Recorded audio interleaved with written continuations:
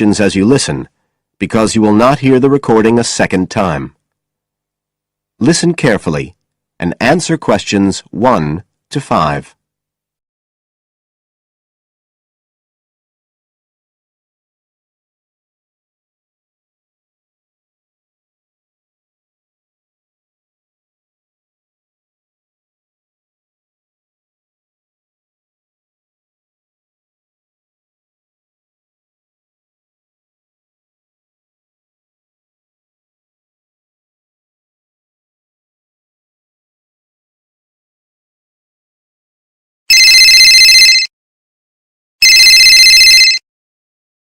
Hello? Oh, hello. I'm ringing about the advertisement in yesterday's newspaper. The one for the bookcases. Can you tell me if they're still available? We've sold one, but we still have 2 available. Right. Can you tell me a bit about them? Sure. What do you want to know? Well, I'm looking for something to fit in my study. So, well, I'm not too worried about the height, but the width's quite important. Can you tell me how wide each of them is? They're both exactly the same size. Let me see, I've got the details written down somewhere. Yes, so they're both 75 centimetres wide and 180 centimetres high.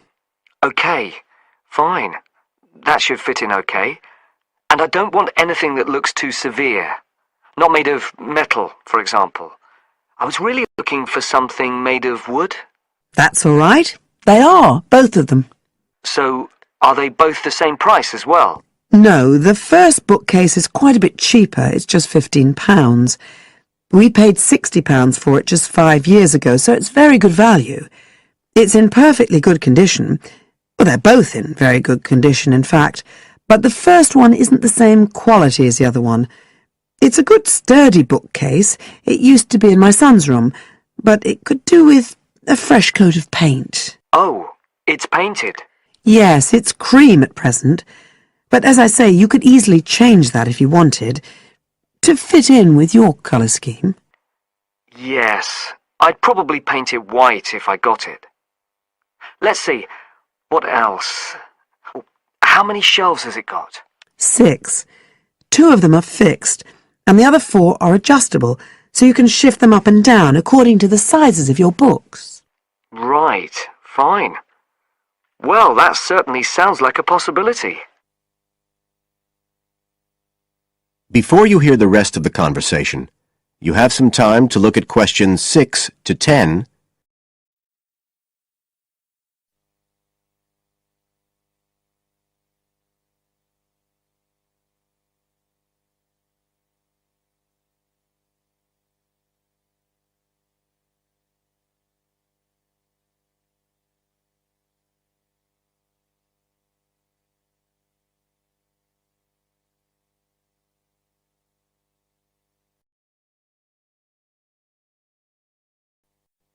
Now listen and answer questions 6 to 10. But the second one's a lovely bookcase too. That's not painted, it's just the natural wood colour, dark brown. It was my grandmother's, and I think she bought it sometime in the 1930s, so I'd say it must be getting on for 80 years old, so it's very good quality. They don't make them like that nowadays. And you said it's the same dimensions as the first one? Yes, and it's got the 6 shelves, but it also has a cupboard at the bottom that's really useful for keeping odds and ends in. Right. Oh, and I nearly forgot to say, the other thing about it is it's got glass doors, so the books are all kept out of the dust. So it's really good value for the money. I'm really sorry to be selling it, but we just don't have the room for it. So what are you asking for that one? £95. It's quite a bit more, but it's a lovely piece of furniture. A real heirloom. Yes. All the same, it's a lot more than I wanted to pay.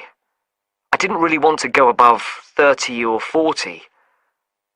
Anyway, the first one sounds fine for what I need. Just as you like. So, is it all right if I come round and have a look this evening? Then, if it's okay, I can take it away with me. Of course. So you'll be coming by car, will you? I've got a friend with a van, so I'll get him to bring me round.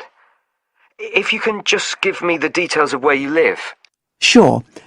I'm Mrs. Blake. Blake. That's right. And the address is 41 Oak Rise. That's in Stanton. OK, so I'll be coming from the town centre. Can you give me an idea of where you are? Yes. You know the road that goes out towards the university? Yes. Well, you take that road and you go on till you get to a roundabout. Go straight on, then Oak Rise is the first road to the right. Out towards the university, past the roundabout, first left. First right. And we're at the end of the road. Got it. So I'll be round at about 7, if that's all right. Oh, and my name's Connor. Connor Field. Fine. I'll see you then, Connor. Goodbye. Goodbye. That is the end of part 1. You now have half a minute to check your answers.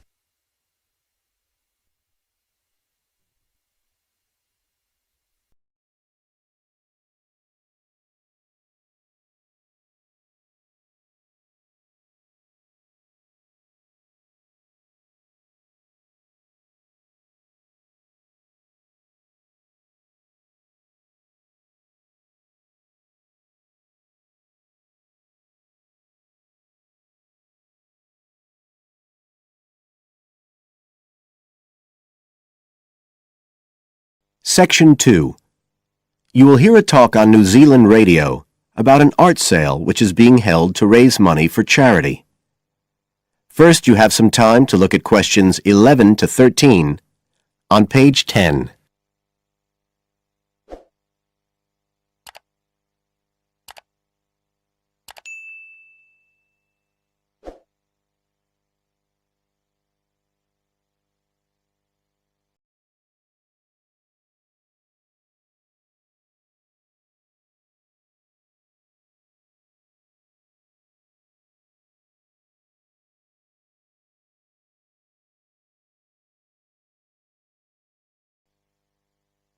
Now listen carefully and answer questions 11 to 13. One of the most anticipated art events in Christchurch is the charity art sale organised this year by Neil Curtis. Neil, tell us all about it. Well, Diane, this looks like being the biggest art sale yet. And the best thing about it is that the money raised will all go to charity. So what you probably want to know first is where it is. Well, the pictures will be on view all this week, most of them at the Star Gallery in the shopping mall. But we have so many pictures this year that we're also showing some in the cafe next door. So do drop in and see them any day between 9 and 5. Now, if you're interested in buying rather than just looking, and we hope a lot of you will be, the actual sale will take place on Thursday evening, with sales starting at 7:30. Refreshments will be available before the sale, starting at 6:30. We've got about 50 works by local artists showing a huge range of styles and media, and in a minute I'll tell you about some of them. You're probably also interested in what's going to happen to your money once you've handed it over. Well, all proceeds will go to support children who are disabled, both here in New Zealand and also in other countries. So you can find an original painting, support local talent, and help these children all at the same time.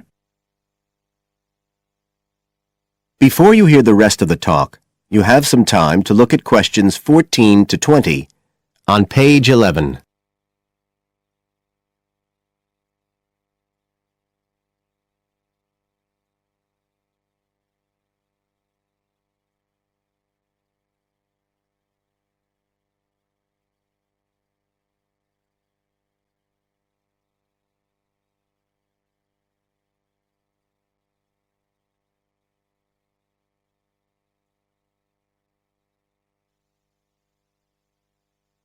Now listen and answer questions 14 to 20.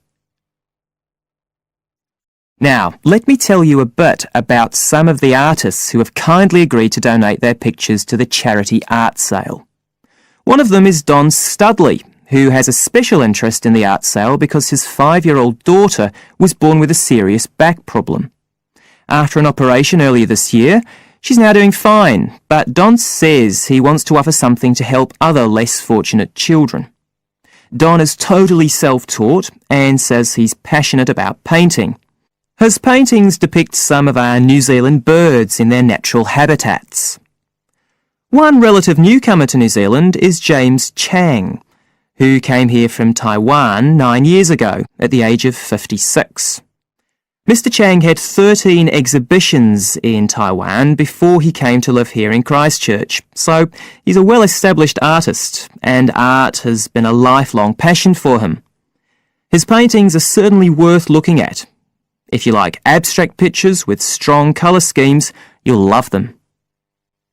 Natalie Stevens was born in New Zealand, but has exhibited in China, Australia and Spain. As well as being an artist, she's a website designer. She believes art should be universal, and her paintings use soft colours and a mixture of media. Most of her pictures are portraits, so watch out, some of them may even be friends of yours. And then we have Christine Shin from Korea. Christine only started to learn English 2 years ago when she arrived in New Zealand, but she's been painting professionally for over 10 years, and she sure knows how to communicate strong messages through the universal language of art. She usually works from photographs and paints delicate watercolours, which combine traditional Asian influences with New Zealand landscapes, giving a very special view of our local scenery. Well, that's all I have time to tell you now, but as well as these 4, there are many other artists whose work will be on sale, so do come along on Thursday. We accept cheques, credit cards or cash. And remember, even if you don't buy a picture, you can always make a donation. That is the end of Section 2. You now have half a minute to check your answers.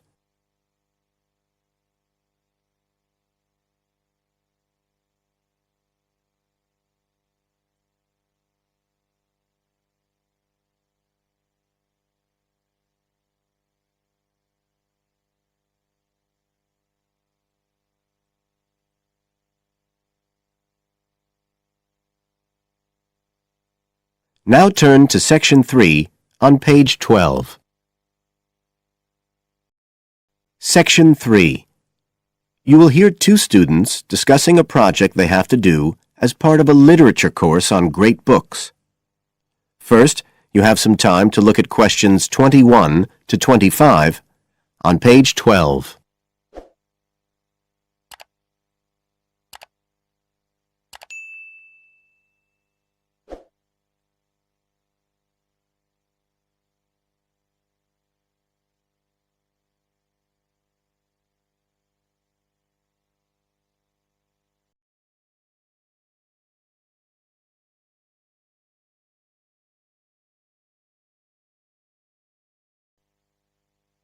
Now listen carefully and answer questions 21 to 25.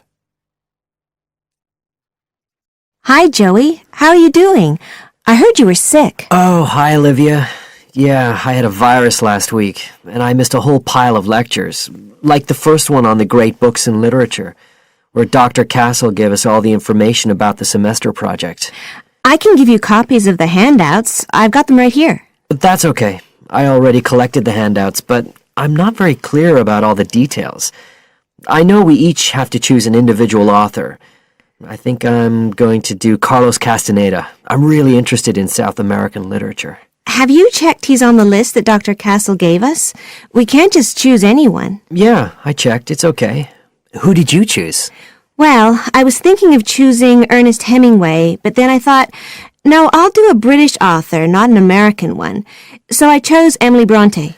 Okay. And first of all, it says we have to read a biography of our author. I guess it's okay if we just look up information about him on the internet? No, it's got to be a full-length book. I think the minimum length's 250 pages. There's a list of biographies. Didn't you get that? Oh, right. I didn't realize we had to stick with that. So, what do we have to do when we've read the biography? Well, then we have to choose one work by the writer. Again, it's got to be something quite long. We can't just read a short story. But I guess a collection of short stories would be okay? Yes, or even a collection of poems, they said. But I think most people are doing novels. I'm going to do Wuthering Heights. I've read it before, but I really want to read it again now I've found out more about the writer. And then the video. We have to make a short video about our author and about the book. How long has it got to be? A minute. What? Like 60 seconds? We got to give all the important information about their life and the book we choose? Well, you can't do everything.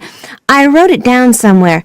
Yes, Dr. Castle said we had to find or write a short passage that helps to explain the author's passion for writing, why they're a writer. So we can back this up with reference to important events in the writer's life, if they're relevant. But it's up to us, really. The video's meant to portray the essence of the writer's life and the piece of writing we choose. So when we read the biography, we have to think about what kind of person our writer is. Yes, and the historical context and so on. So for my writer, Emily Bronte, the biography gave a really strong impression of the place where she lived and the countryside around. Right. I'm beginning to get the idea. Before you hear the rest of the talk, you have some time to look at questions 26 to 30 on page 13.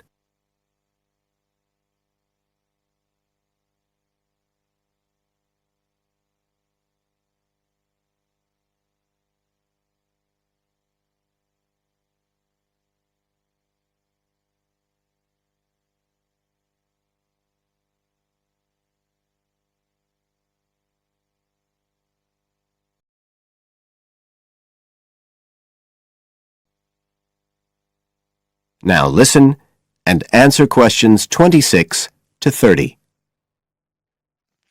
Can I check the other requirements with you? Sure. The handout said after we'd read the biography, we had to read the work we'd chosen by our author and choose a passage that's typical in some way, that typifies the author's interests and style. Yes, but at the same time, it has to relate to the biographical extract you choose. There's got to be some sort of theme linking them. Okay, I'm with you. And then you have to think about the video. So are we meant to dramatize the scene we choose? I guess we could, but there's not a lot of time for that. I think it's more how we can use things like sound effects to create the atmosphere, the feeling we want. And presumably visuals as well? Yeah, of course. I mean, I suppose that's the whole point of making a video. But whatever we use has to be historically in keeping with the author. We can use things like digital image processing to do it all. So we can use any computer software we want? Sure. And it's important that we use a range, not just one software program. That's actually one of the things we're assessed on. Okay. Oh, and something else that's apparently really important is to keep track of the materials we use and to acknowledge them. Including stuff we download off the internet, presumably? Yeah, so our video has to list all the material used with details of the source in a bibliography at the end. Okay. And you were talking about assessment of the project. Did they give us the criteria? I couldn't find anything on the handout. Sure, he gave us them in the lecture. Let's see, you get 25% just for getting all the components done. That's both sets of reading and the video. Then the second part is actually how successful we are at getting the essence of the work. They call that content, and that counts for 50%. Then the last 25% is on the video itself, the artistic and technical side. Great. Well, that sounds a lot of work, but a whole lot better than just handing in a paper. Thanks a lot, Olivia. You're welcome. That is the end of section 3. You now have half a minute to check your answers.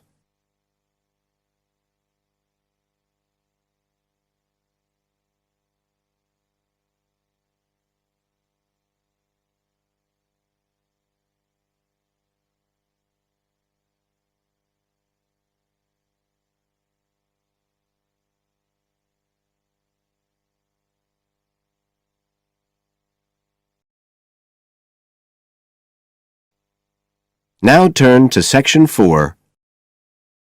Section 4. You will hear a speaker giving a talk about some recent research about unusual life forms. First, you have some time to look at questions 31 to 40 on pages 14 and 15.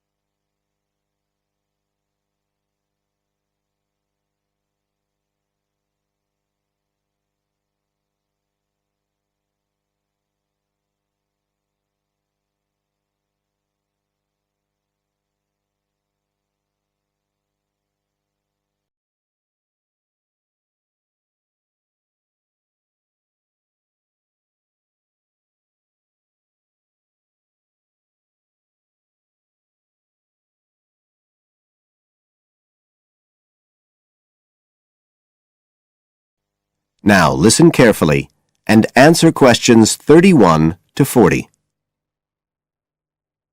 Hello everybody, and welcome to the 6th of our ecology evening classes. Nice to see you all again. As you know from the programme, today I want to talk to you about some research that is pushing back the frontiers of the whole field of ecology. And this research is being carried out in the remoter regions of our planet, places where the environment is harsh and, until recently, it was thought that the conditions couldn't sustain life of any kind. But life forms are being found, and these have been grouped into what is now known as extremophiles. That is, organisms that can survive in the most extreme environments. And these discoveries may be setting a huge challenge for the scientists of the future, as you'll see in a minute. Now, the particular research I want to tell you about was carried out in Antarctica, one of the coldest and driest places on Earth.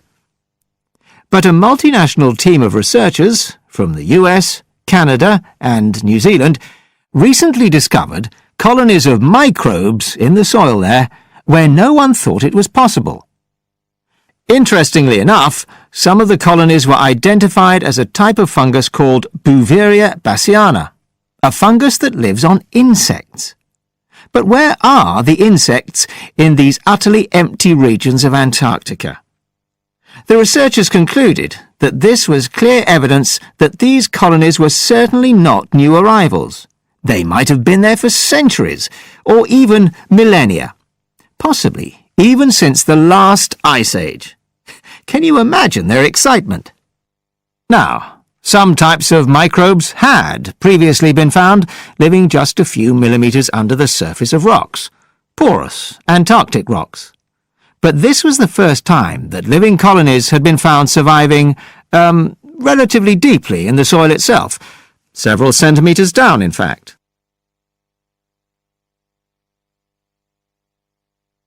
So, the big question is, how can these colonies survive there?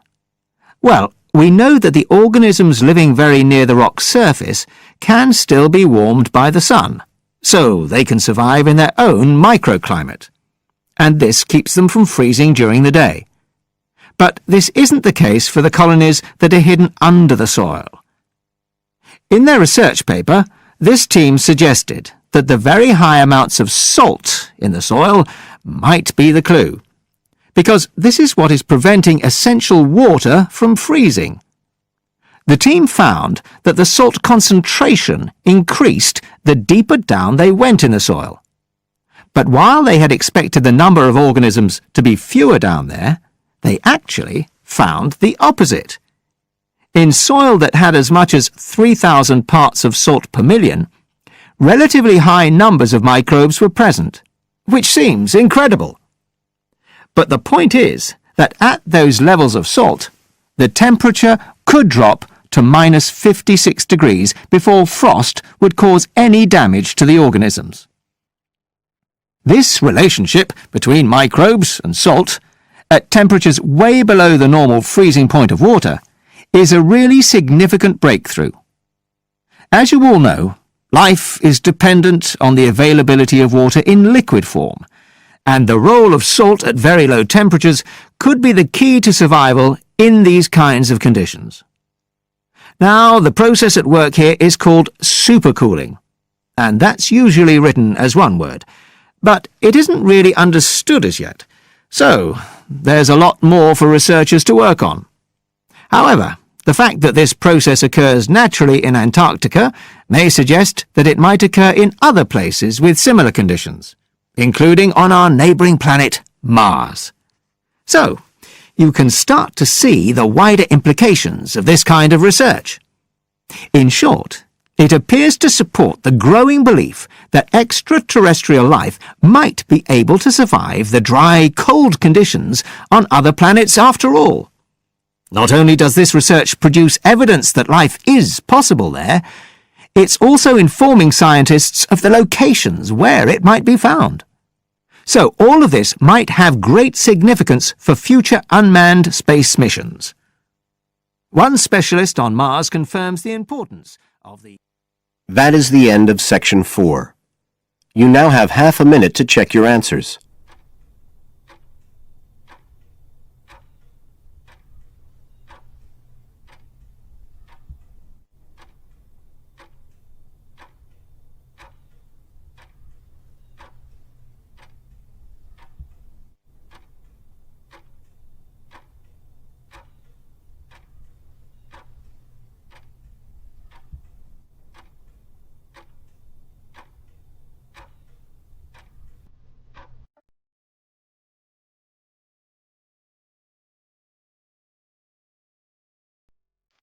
That is the end of the listening test. You now have 10 minutes to transfer your answers to the separate answer sheet.